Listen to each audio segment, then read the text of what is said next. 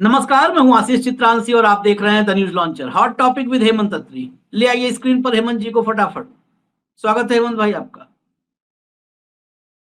संसद का आगामी सत्र, जिस सत्र में कम से कम 10 सवाल तो हमने दिखाए हैं, तैयार किए हैं, जिन पर मोदी और शाह का जो टेंशन का लेवल है वो बढ़ा हुआ है, क्योंकि इस सत्र में उन सवालों के जवाब विपक्ष मांगेगा और देश इंतजार कर रहा है कि मोदी क्या जवाब देते हैं। लेकिन अनएक्सपेक्टेड कुछ मूव्स होते हैं। मोदी और शाह को भी जरा सा रत्ती भर इस बात का एहसास नहीं रहा होगा कि जब मोदी सदन में संसद में घुसेंगे उसके 24 घंटे पहले राहुल गांधी एक नया प्लान लेकर के आ जाएंगे। गजब का प्लान।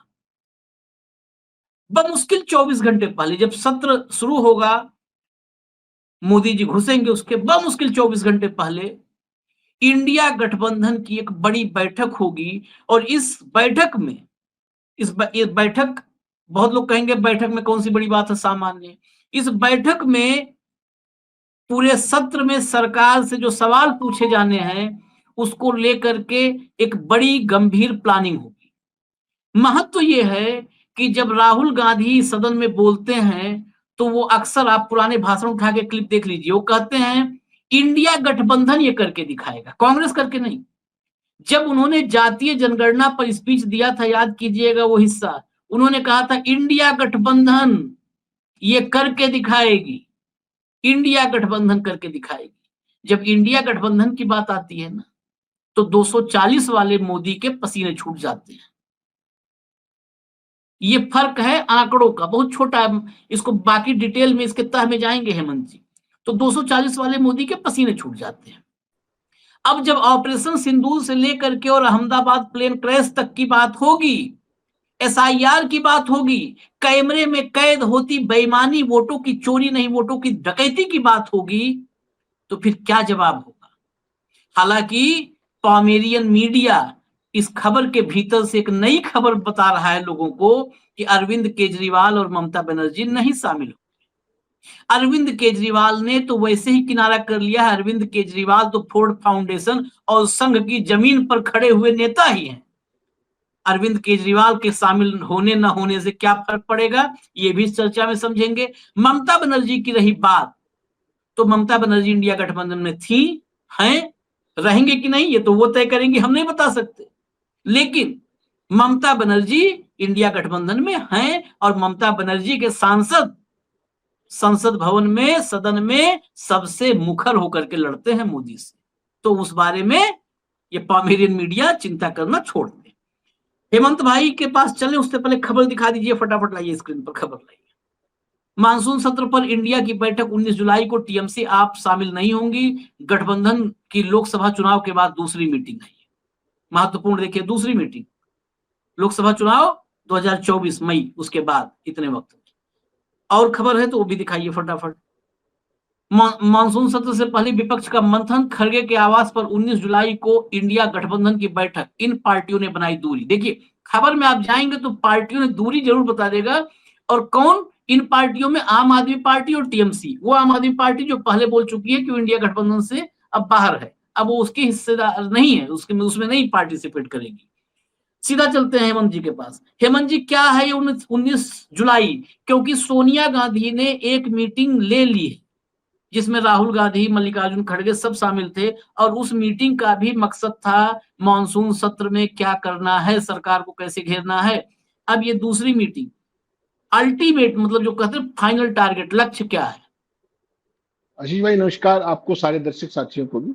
देखिए, जो सोनिया जी ने जो पहली मीटिंग की थी वो इन हाउस मीटिंग थी। कांग्रेस पार्लियामेंट्री पार्टी के जो रणनीतिकार हैं दोनों सदनों के अंदर, उनके साथ एक जनरल एक वो लिया था ओवरव्यू कि भाई क्या क्या इश्यूज हो सकते हैं, क्या क्या नहीं हो सकते हैं, हमारी क्या स्ट्रेटेजी रहेगी, कैसे हम आगे बढ़ेंगे। अब इस मामले में जो है 19 तारीख को मीटिंग बुलाई है। उद्धव ठाकरे ने लगातार रिक्वेस्ट की थी कांग्रेस लीडरशिप से कि सेशन से पहले एक इंडिया अलायंस की मीटिंग बुलाई जाए।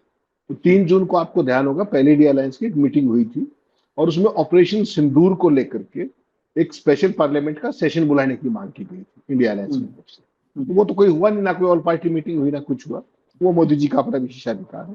लेकिन इस बार जो है, अब चूंकि सेशन ऑलरेडी सिलेक्टेड है 21 तारीख से, तो उससे एन पहले खड़गे साहब के घर पे मीटिंग हो रही है, और जो टीएमसी है उसकी अपनी व्यवस्थाएं के कारण वहां कोई फंक्शन है 22 तारीख को, वहां के लोग उस चक्कर में नहीं आ पाएंगे ज्यादातर।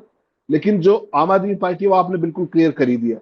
बेसिकली आशीष भाई क्या है कि अगर आप इसको सही मायने में देखेंगे ना, तो ये जो सेशन आने वाला है पार्लियामेंट का, ये मोदी, बीजेपी, आरएसएस और इनके पूरे राष्ट्रवाद, उसका एक लिटमस टेस्ट होने जा रहा है इस पार्लियामेंट सेशन के अंदर। जिस तरीके से पहलगांव का आतंकी हमला, उसमें आज तक एक मच्छर का भी ना पकड़े जाना, जो आतंकवादी थे उनमें से किसी का नहीं पकड़े जाना। उसके बाद ऑपरेशन सिंदूर किया जाना, ऑपरेशन सिंदूर में भारतीय जहाजों का गिर जाना, एयरफोर्स के अधिकारियों द्वारा उसको स्वीकार कर लेना, भारत सरकार द्वारा उस पर चुप्पी साध लेना, उसके बाद किन परिस्थितियों में सीज फायर होना, भारत सरकार द्वारा सीज फायर पर चुप्पी, डोनाल्ड ट्रंप द्वारा 22 बार उसका क्या बोलते हैं क्रेडिट ले लेना कि भाई मैंने करवाया और ट्रेड के नाम पर करवाया। तो ये तीन अगर बेसिक पहलू भी अगर आप देख लेंगे तो भारतीय जनता पार्टी के लिए ये सेशन बहुत बड़े गले की फांस है उनकी यूएसपी के लिए। आपको पता है आरएसएस का ये स्थापना का 100वां साल है। पूरे का पूरा जो सोकाल्ड राष्ट्रवाद है वो मेरे और आपके सामने तो क्लियर है, लेकिन देश के सामने जो स्वयं सेवकों का राष्ट्रवाद था इस बार वो साफ आया। किस तरीके से भारत के सीडीएस चीफ ने सिंगापुर में क्या कहा कि हमारे जहाज गिरे, हमारे डिफेंस अटैची ने इंडोनेशिया में क्या कहा कि हमारे हाथ बांध दिए गए थे, हमें ये कहा गया कि पाकिस्तान की मिलिट्री एस्टेब्लिशमेंट पे, एडी पे हमला नहीं करोगे। और उसके बाद जिस तरह की टिप्पणियां अपने क्या नाम है वाइस चीफ ने की दिल्ली के अंदर कि पाकिस्तान, चीन और ये सारे मिलकर हमारे खिलाफ हो गए। तो बेसिकली ये तीन मसले ऐसे हैं जिसपे अगर ये बहस हो जाए तो मोदी सरकार को भागने की जगह नहीं मिलेगी। उनके पास कोई बहुमत हो, उनके पास कोई चेयर हो, कोई बहुत फर्क नहीं पड़ता। अगर केवल विपक्ष के लोगों को बोलने भी दिया गया तो they will stand exposed in a very bad way. और पूरी विदेश नीति का जो कचरा किया है, पूरी दुनिया में जो आप आइसोलेट हुए हो, चाइना का जो रोल रहा है और उसके बाद आप चाइना के लाइन लगाए खड़े हो, ये वो सारे सवाल है आशीष भाई जो बीजेपी और आरएसएस का जो आज तक का प्रोपेगेंडा के जरिए जो किया धरा है, जो कुल अर्जित है 11 सालों का, वो धराशायी होने में 2 मिनट नहीं लगे। तो इसलिए चेयर की भूमिका भी बहुत महत्वपूर्ण रहने वाली है। और आपने एक खेल देखा होगा, अब सेशन शुरू होने से एन पहले आज रॉबर्ट वाड्रा के खिलाफ भी चार्जशीट फाइल कर दी गई है, कंप्लेंट फाइल की गई। तो उसका बिल्डअप है। पार्लियामेंट सेशन से पहले के ध्यान बांटने के लिए कुछ चीजें करनी पड़ती है ना आपको, बाकी काम तो आपके पोमेडिन करेंगे, जो भी करेंगे, चेयर करेंगे। लेकिन ईडी का भी अपना योगदान, आहुति होनी चाहिए, तो उन्होंने अपनी आहुति डाल दी। रॉबर्ट वाड्रा के खिलाफ प्रोसिक्यूशन कंप्लेंट आज फाइल होगी। ये सारे मुद्दे जो है, देखिए बिहार में मतदाता पुनरीक्षण वो एक पक्ष है। ये जो मसले मैंने आपको बताए, ये भारत की जो एकता, अखंडता, संप्रभुता और अंतर्राष्ट्रीय स्तर पे हमारी स्टैंडिंग को कहीं ना कहीं प्रभावित करते हैं। पहलगांव से लेकर के, सिंदूर से लेकर के, विदेश नीति से लेकर के, आइसोलेशन से लेकर के, एयरफोर्स को नुकसान को लेकर के, और जिस तरीके से एयरफोर्स को नुकसान, वो जहाज गिरे और सरकार चुप है, और जो सवाल पूछे उसको राष्ट्रद्रोही बता देते। ये सारा जो नैरेटिव है पार्लियामेंट के सेशन के दौरान, चेयर का आपको पता है जिस तरह का रोल रहता, लेकिन संसद को आप लगातार, तो और ये भी देखा आपने, गलवान के ऊपर कोई बहस नहीं होने दी कभी आज तक। 11 सालों में किसी रेलेवेंट मसले पे जिन चर्चाओं के लिए, जिन बहसों के लिए संसद बनी थी, वो तो आपने एक बार भी नहीं देखी कभी मेरिट के ऊपर। कभी उसमें आपत्ति करेंगे, कभी विरोध करेंगे, कभी हंगामा करवा देंगे, सत्तारूढ़ दल तमाम तरह के चीजें करता है। तो उसके बावजूद भी इस बार बहुत बड़ा लिटमस टेस्ट होने वाला है विपक्ष का भी, कि वो कितनी इफेक्टिवली अपनी बात को आर्टिकुलेट कर पाते हैं इन द गिवन सर्कमस्टांसेस। जब चेयर कोऑपरेटिव नहीं होगी, जब सरकार हंगामा करवाएगी, जब डॉगी मीडिया सरकार के साथ होगा, सवाल पूछने पे देशद्रोही होंगे, वो सारी बातें होंगी। उसके बावजूद भी बहुत सारे अच्छे वक्ता हैं, अपने राहुल गांधी से लेकर के तमाम ऐसे लोग, उधर खड़गे साहब हैं, बाकी सारे नेता हैं, जो वो खाल कैसे उधेड़ेंगे, वो एक चीज देखने की बड़ी होगी कि राष्ट्रवाद को लेकर इनके क्रेडेंशियल्स पे ये क्या जवाब देते हैं। आपको ध्यान होगा ना, कभी संसद में खड़े होकर चाणक्य जी अक्सर ही चीन की बात किया करते, याद है ना, और अब चीन का नाम मुंह से निकलता है। तो वो सारे के सारे इश्यूज जो हैं, और जो राहुल गांधी ने समय समय पर इनको चेतावनियां दी थी कि चीन और पाकिस्तान को इकट्ठा मत आने दीजिए, वो 2022 की बात थी, आज 2025 से ड्रोन को लेकर के इनको आगाह किया था, टेक्नोलॉजी को लेकर। तो वो बेसिकली सारे के सारे सवाल, और उसके बाद जिस तरीके से जो आप जिसको विशेष पुनरीक्षण कह रहे हैं, SIR, बेसिकली आशीष भाई एक बात आपको समझना पड़ेगा कि अब जो चीजें कैमरे पर आ गई हैं बिहार की ग्रास रूट से, आपको इसका नाम नया रखना पड़ेगा। मेरा आग्रह है आपसे, जो SIR आपने लिखा था, स्पेशल इंटेंसिव रिवीजन, इसका नाम आपको रखना पड़ेगा systematic institutional rigging. Systematic institutional rigging, व्यवस्थित संस्थागत धांधली, जो चुनाव आयोग की मदद से भारतीय जनता पार्टी और नीतीश कुमार बड़ी शर्मनिरपेक्षता के साथ वहां लगातार करवा रहे हैं पिछली 24 तारीख से। ना कोई अपील है, ना कोई सवाल है, ना कोई जवाब। और आज जो पहले संकेत जो इनिशियल आए हैं, जो आशंका आई है, उसमें एक बहुत बड़े पैमाने पर करीब 35 लाख लोग, आरंभिक अनुमान है, ये वोट कटेंगे। तो वही आपने देखा था किस तरीके से मध्य प्रदेश की खबर आई, तो कितने लोग कटे ज्यादा जुड़े हुए हैं, कितने महाराष्ट्र का आपने देखा था। उसके बाद एक जो बहुत महत्वपूर्ण मसला आशीष भाई आने वाला है, वो जो कल आपको ध्यान होगा, तो राहुल गांधी और खड़गे साहब ने एक चिट्ठी लिख दी जम्मू कश्मीर को पूर्ण राज्य के दर्जे। वो महत्वपूर्ण सरकार के लिए होगा, सरकार जिस तरीके से वो कर रही है। तो ये तो ब्रॉडली है एक आउटर फ्रेमवर्क, जो सामान्य चीजें जिसपे सरकार गिरेगी। सुप्रीम कोर्ट भी कह चुका, सुप्रीम कोर्ट ने कहने से चुनाव भी हुआ। उसके बाद देश के इतिहास में कश्मीर का पहला अवसर है कि यूटी तो कभी स्टेट बना करती भारत, लेकिन स्टेट कभी यूटी नहीं बनी। तो ये उल्टी गंगा मोदी जी बांटने का उनको श्रेय है। इस तरह के काम बहुत कर चुके हैं वो, कोई नई बात नहीं। उसके बाद मणिपुर के जिस तरह के हालात हैं, उसके बाद जो बेरोजगार और महंगाई की जो मेन मुद्दे जो सारे के सारे हैं, किसानों की समस्याएं हैं, आपने बिल्कुल ठीक कहा, एयर इंडिया का हादसा वो बहुत ही महत्वपूर्ण रहेगा कि ओवरऑल सिचुएशन में क्या किस तरह की स्थिति है। उसके बाद मैंने जैसे आपको बताया सीज फायर और ट्रंप की टिप्पणियां, जो बात संविधान की प्रस्तावना को लेकर के जो आपका डॉगी मीडिया और पॉवेलियन जो कर रहे थे, आर्थिक असमानता को लेकर के जिस तरह के आंकड़े आए हैं, इलाहाबाद हाईकोर्ट के जस्टिस यशवंत वर्मा, उनके खिलाफ जो महाभियोग का प्रस्ताव है, और जो एक जज है जिनका महाभियोग न्याय दिया जा रहा है, वो आपके यादव साहब वहां पे, चुनाव आयोग की निष्पक्षता को लेकर के जो स्थितियां हैं, उसके अलावा आप किसानों की समस्याएं हैं, बेरोजगारी और महंगाई, ये एक होल गैमेट ऑफ इश्यूज है इस पे। लेकिन जो कुल मिलाकर के जो राष्ट्रवाद इस बार जो आपका है, उसका लिटमस टेस्ट होने वाला है, सरकार की विदेश नीति का लिटमस टेस्ट होने वाला है। जो आप डंका बजाते फिरते हो पूरी दुनिया में, क्योंकि वो डंके की लंका लगी, वो डंका फट गया, उसका भी टेस्ट होने वाला है। तो कुल मिलाकर के देखिए, मोदी जी तो सवालों के जवाब से ऊपर चले गए, वो तो नॉन बायोलॉजिकल। लेकिन बीजेपी के जो भी फ्लोर लीडर्स हैं, जो रणनीतिकार हैं, उनको इन सारे सवालों पे जवाब दे करके और सेटिस्फेक्शन, एक होता है लफाजी करना, साइड स्टेप कर जाना, और एक होता है मेरिट पर जो संसद की परंपरा है कि आपने मुझसे स्पेसिफिक सवाल पूछा और मैं आपका स्पेसिफिक जवाब दूं। तो वो बहस होगी नहीं होगी, कितनी होगी, लेकिन राहुल गांधी ने अपनी तरफ से तैयारी पूरी कर ली है और किसी भी मौके को चूका नहीं जाएगा। आपने अरविंद केजरीवाल का बात किया, ना उनकी कोई बही है ना खाता है, उनको सबको पता है वो क्या है। बाकी आज के दौर में ममता बनर्जी चाहे तो भी वो बीजेपी के साथ दिख नहीं सकती, तो वो इंडिया अलायंस के सुर में सुर पक्का मिलाएगी तृणमूल भी, क्योंकि उनको चुनाव लड़ना है अगले कुछ महीनों के बाद। तो वो भी, उनके जो सांसद होंगे, हो सकता है वो कांग्रेस से भी ज्यादा आक्रामक हो सकता है वो राहुल गांधी से भी ज्यादा आक्रामक हो, क्योंकि वो इनके हिंदुत्व को भी एक्सपोज करेंगे, इनकी विदेश नीति को भी एक्सपोज करेंगे, इनके राष्ट्रवाद को, इनके जितनी भी चीजें हैं, और इंटरनेशनली जो चीजें ये दावे किया करते हैं, जहां पे आज ये खड़े हुए हैं, उन सारी चीजों का इस बार मुझे लगता है कि मोदी जी की इस बार काफी छिछालेदार इस हाउस में होने वाली है। वो जवाब देना दे, सुने ना सुने अलग बात है, लेकिन उनकी छिछालेदार बहुत होने वाली है। और राष्ट्रवाद और इनके जितने भी प्लैंक्स हैं, they are going to be badly exposed in the session that is coming. चलिए, विपक्ष क्या पूछेगा, क्या नहीं पूछेगा, क्या सवाल उठाएगा नहीं उठाएगा, उससे पहले जो हमारे मन में, भाई हम पत्रकार तो सवाल ही पूछते हैं ना, हमारे मन में जो सवाल है वो सवाल तो मैं बता देता हूँ। कुछ सवाल है मेरे मन में, इसमें से कुछ छूटेगा तो फिर अभी हेमंत भाई से मैं पूछता हूँ।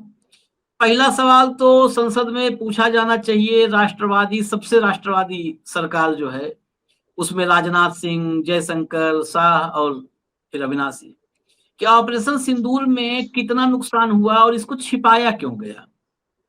मैं जितने सेना के अफसरों से बात किया, हम लोग भी यही बात करते हैं, लेकिन हम कहीं बाई चांस हो सकता है हम गलत हो, सेना के अफसर से बात कर लेते हैं, हम हो सकता है देशद्रोही लोग बता रहे हैं हो गए हैं, तो सेना के अफसर से पूछते हैं।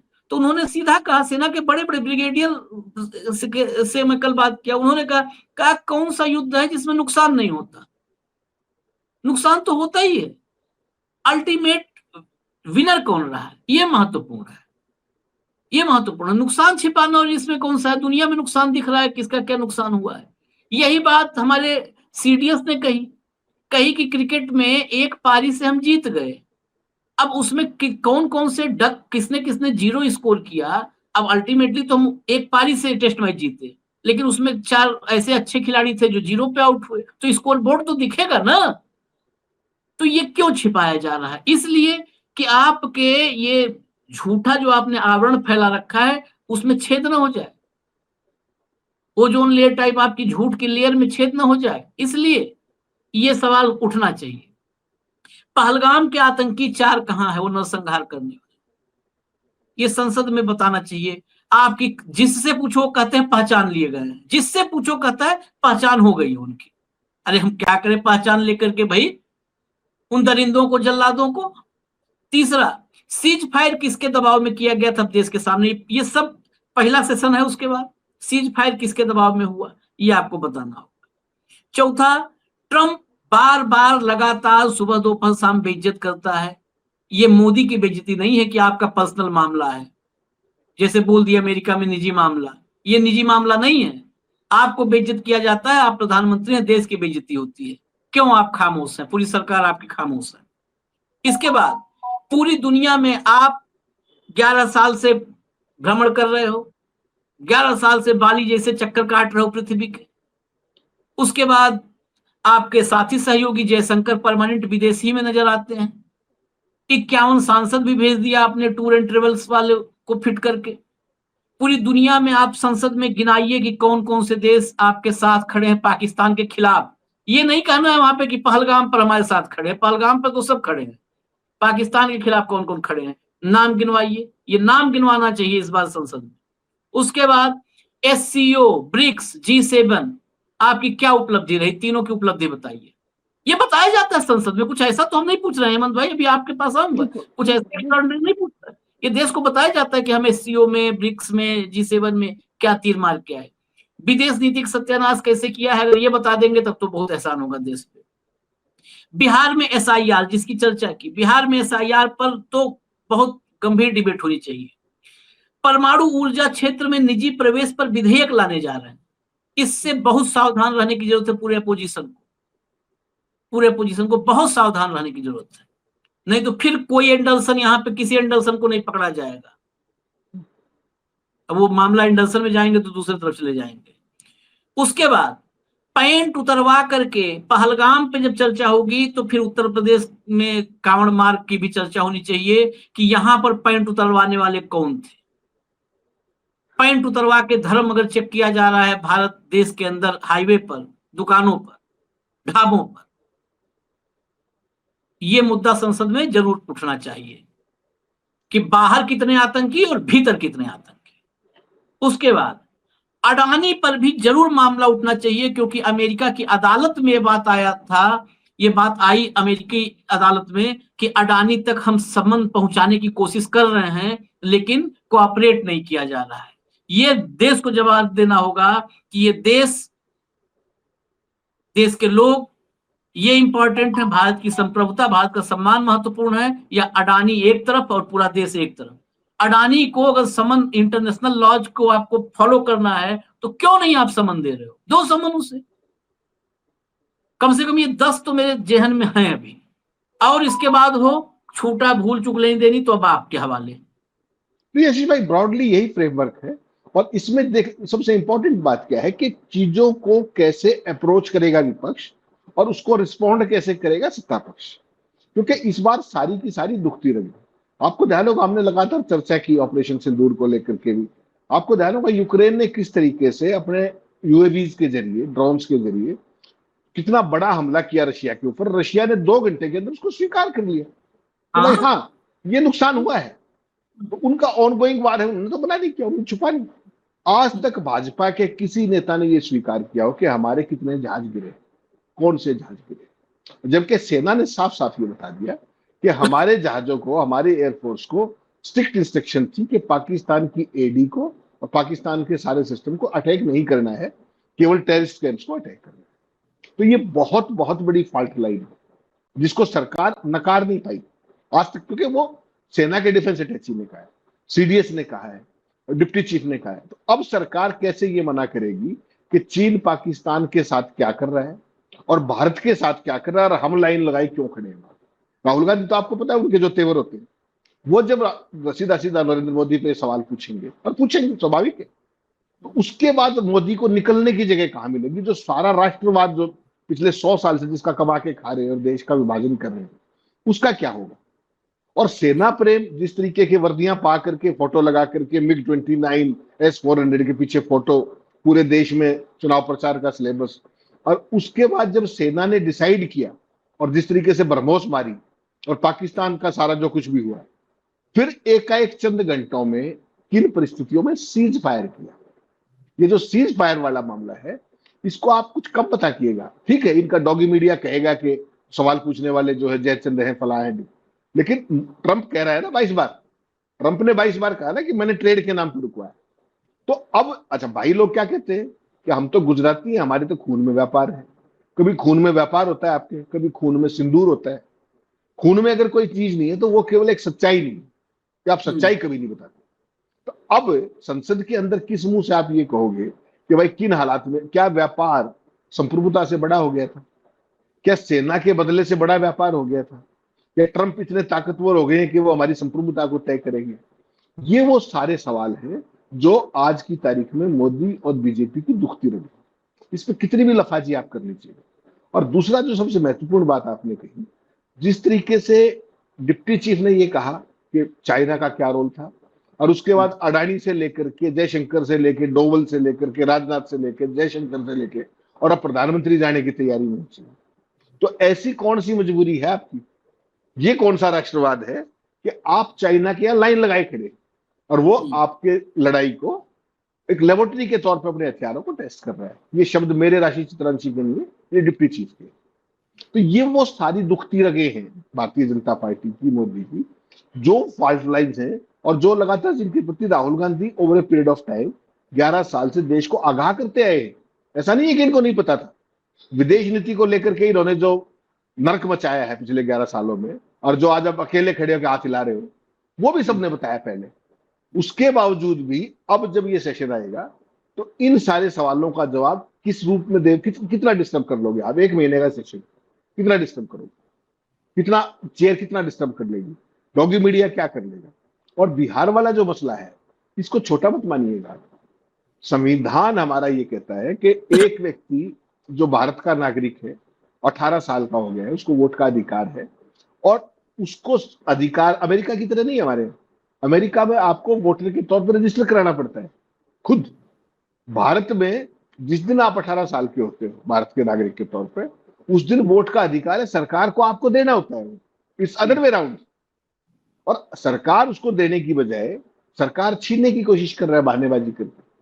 और उसी सेशन के दौरान आपको ध्यान होगा 28 तारीख को सुप्रीम कोर्ट में हियरिंग हुई इसी मामले पर। तो कुल मिलाकर के ये सेशन मुझे लगता है कि अब तक मोदी सरकार के जितने भी कार्यकाल हैं, उनका one of the most challenging session है। और चैलेंजिंग सेशन किसी और कारण से नहीं, इनके खुद के बड़बोलेपन के कारण, इनके खुद के नकारापन के कारण, इनके फर्जी राष्ट्रवाद के कारण, इनके फर्जी डंका, फर्जी 56 इंची, फर्जी विश्व गुरु, उन सब चीजों के कारण चुनौती ज्यादा बढ़ेगी। क्योंकि बात बड़ी और दर्शन छोटे, वो सारी चीजें जो है ना, वो जो over a period of time देश ने देखी है, वो इनकी चीजें अब इनको हॉन्ट करेंगी इस सेशन के अंदर, क्योंकि हर चीज का सवाल पूछा जाएगा और आपकी आंख में आंख डाल के जवाब देने की हिम्मत होती नहीं। आप सवालों से भागने में विश्वास रखते हैं। आप इतिहास जीवी हैं, अतीत जीवी हैं, ना वर्तमान जीवी है और ना भविष्य जीवी है।